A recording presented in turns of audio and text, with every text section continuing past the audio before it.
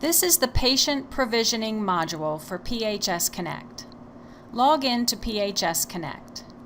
From the Practice drop-down, select HIM, Department Patient Access Admin. Please keep in mind, the patient must have results in the system before they can request access to them. If they are new to Pinnacle and have never had a test done through Pinnacle, you will not be able to give them access to their portal yet. They must have had a lab or study done at Pinnacle since May of 2009. If not, or if they use Quest, you will not be able to provision them.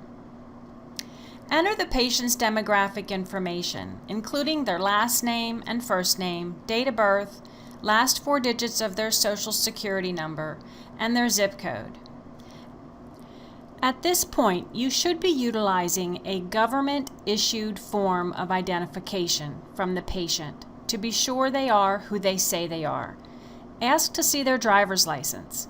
Then you can be sure you are entering the correct information. Never provision a patient who is not standing right in front of you with a valid form of identification.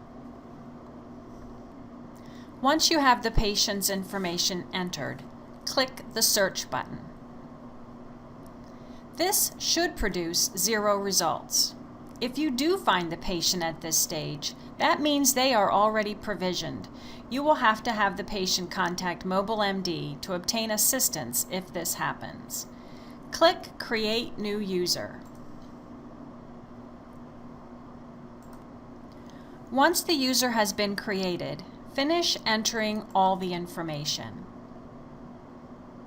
Only 1 phone number and 1 email is required. You must select the primary phone number by placing a check mark in the box next to the primary phone number. Finally, select the drop-down under Preferred Method of Contact and select Phone. You do not need to ask the patient which method they prefer, as we will only contact them should they contact us for assistance. Click the Link New Account button.